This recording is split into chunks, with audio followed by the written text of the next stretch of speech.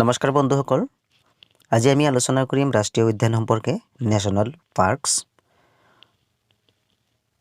এই সম্পৰ্কে আমি আগতেও আলোচনা কৰিছিলোঁ ৰাষ্ট্ৰীয় উদ্যান সম্পৰ্কে।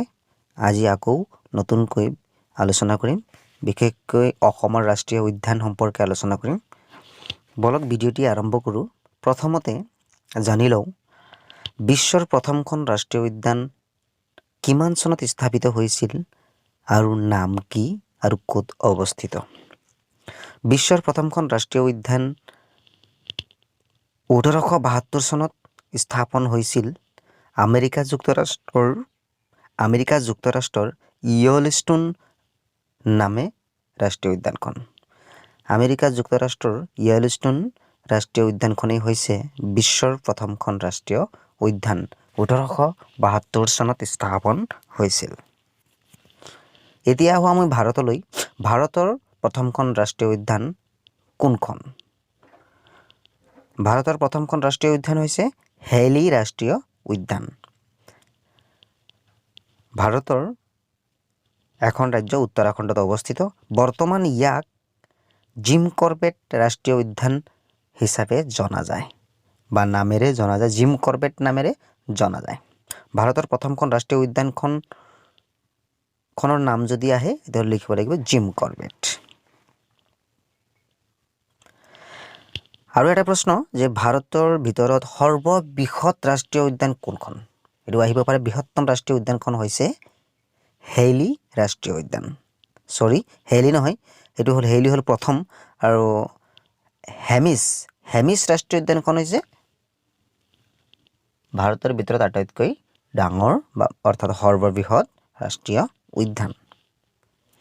ভাৰতৰ ভিতৰত মুঠ 104খন ৰাষ্ট্ৰীয় উদ্যান আছে। এইটো 2019 চনৰ মতে ভাৰতবৰ্ষত মুঠ 104টা ৰাষ্ট্ৰীয় উদ্যান আছে।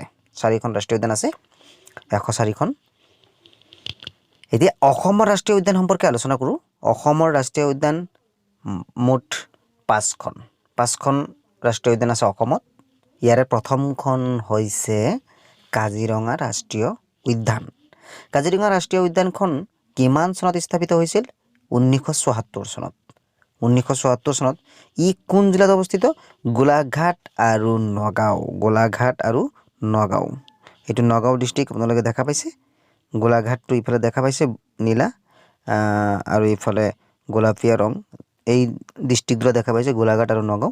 এই দুটা লাগি আছে যে, সেইখিনিতে কাজিৰঙা ৰাষ্ট্ৰীয় উদ্যানখন অৱস্থিত। ইয়াৰ মাটিকালি 858.98 বৰ্গ কিলোমিটাৰ। ইয়াৰ পিছত আমি দ্বিতীয় ৰাষ্ট্ৰীয় উদ্যানখনলৈ আহোঁ। দ্বিতীয় ৰাষ্ট্ৰীয় উদ্যানখন হৈছে মানস ৰাষ্ট্ৰীয় উদ্যান। এই মানস ৰাষ্ট্ৰীয় উদ্যানখন ক'ত অৱস্থিত? চিৰাং আৰু বাক্সা ডিষ্ট্ৰিক্টত। চিৰাং আৰু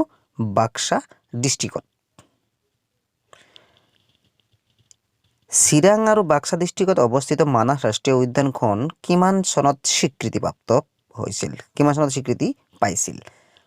1990 চনত। 1990 চনত স্বীকৃতি পাইছিল মানস ৰাষ্ট্ৰীয় উদ্যানখন।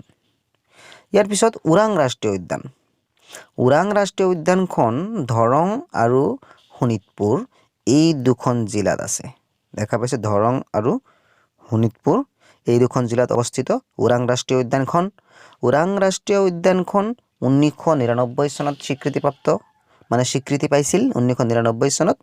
আৰু ইয়াৰ মুঠ মাটিকালি প্ৰায় 78 78 বৰ্গ কিলোমিটাৰ, ইমান ডাঙৰ নহয়। মানস ৰাষ্ট্ৰীয় উদ্যান, কাজিৰঙা ৰাষ্ট্ৰীয় উদ্যানৰ তুলনাত ওৰাং ৰাষ্ট্ৰীয় উদ্যানখন ইমান ডাঙৰ নহয়, নিচেই সৰু। ইয়াৰ পিছত নামেৰি ৰাষ্ট্ৰীয় উদ্যান। এই নামেৰি ৰাষ্ট্ৰীয় উদ্যানখন ক'ত অৱস্থিত? শোণিতপুৰ জিলাত। নামেৰি ৰাষ্ট্ৰীয় উদ্যানখন শোণিতপুৰ জিলাত অৱস্থিত।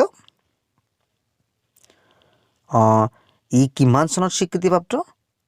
নামেৰি ৰাষ্ট্ৰীয় উদ্যানখন 1998 চনত স্বীকৃতিপ্ৰাপ্ত।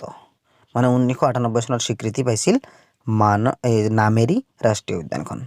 ইয়াৰ মাটিকালি প্ৰায় 200 বৰ্গ কিলোমিটাৰ। ইয়াৰ পিছত 5 নং ৰাষ্ট্ৰীয় উদ্যানখন হৈছে ডিব্ৰু-চৈখোৱা ৰাষ্ট্ৰীয় উদ্যান। ডিব্ৰু-চৈখোৱা ৰাষ্ট্ৰীয় উদ্যান অসমৰ একেবাৰে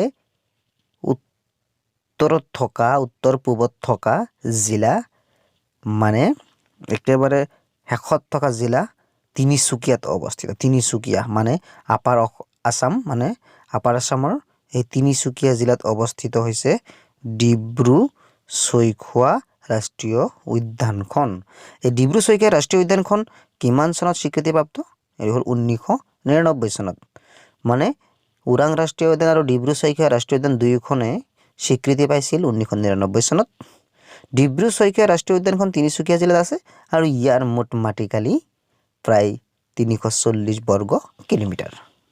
340 বৰ্গ কিলোমিটাৰ। গতিকে আমি কোন ৰাষ্ট্ৰীয় উদ্যান কিমান চনত স্বীকৃতি পাইছিল, ভাৰতৰ প্ৰথমখন ৰাষ্ট্ৰীয় উদ্যানৰ নাম কি, বিশ্বৰ প্ৰথমখন ৰাষ্ট্ৰীয় উদ্যানখনৰ নাম কি, ভাৰতৰ বৃহত্তম ৰাষ্ট্ৰীয় উদ্যানখনৰ নাম কি ইত্যাদি উদ্যান সম্পৰ্কে আমি জানিলোঁ। আপোনালোকে যদি ভিডিঅ'টি খুবেই দৰকাৰী বুলি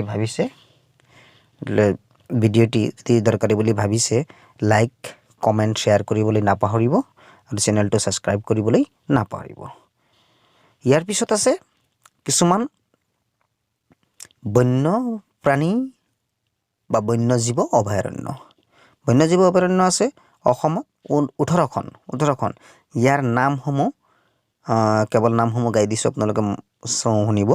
যে গৰমপানী বন্যজীৱ অভয়াৰণ্য, লাওখোৱা বন্যজীৱ অভয়াৰণ্য, বৰনদী বন্যজীৱ অভয়াৰণ্য, চক্ৰশিলা বন্যজীৱ অভয়াৰণ্য, বুঢ়াচাপৰি বন্যপ্ৰাণী অভয়াৰণ্য, পানীদিহিং বন্যপ্ৰাণী অভয়াৰণ্য, হুলুংপাৰ গিবন বন্যপ্ৰাণী অভয়াৰণ্য, পবিতৰা বন্যপ্ৰাণী অভয়াৰণ্য, সোণাইৰূপাই বন্যপ্ৰাণী অভয়াৰণ্য, বেৰজান বৰঝান পদুমণি বন্যপ্ৰাণী অভয়াৰণ্য, পূৰ্ব কাৰ্বি আংলং বন্যজীৱ অভয়াৰণ্য, নামবৰ বন্যজীৱ অভয়াৰণ্য, মৰাট লংগ্ৰী বন্যপ্ৰাণী অভয়াৰণ্য, নামবৰ দৈগ্ৰুং বন্যজীৱ অভয়াৰণ্য, আমচাং বন্যপ্ৰাণী অভয়াৰণ্য, দিহিং পাটকাই বন্যপ্ৰাণী অভয়াৰণ্য, বৰাইল বন্যপ্ৰাণী অভয়াৰণ্য, দীপৰ বিল বন্যপ্ৰাণী অভয়াৰণ্য। এইখিনি হৈছে বন্যপ্ৰাণী বা বন্যজীৱ অভয়াৰণ্য। আমি বিশেষকৈ জানিব লগা আছে ৰাষ্ট্ৰীয় উদ্যান সম্পৰ্কে। ৰাষ্ট্ৰীয় উদ্যানসমূহ কোন ৰাষ্ট্ৰীয় উদ্যান কিমান চনত স্থাপিত হৈছিল বা স্বীকৃতি পাইছিল আৰু কিমান মাটিকালি আছে, সেইখিনি আমি জনা দৰকাৰ। ভিডিঅ'টি চাই যদি আপোনালোকে ভাল পাইছে তেন্তে লাইক, শ্বেয়াৰ কৰিবলৈ নাপাহৰিব। ধন্যবাদ।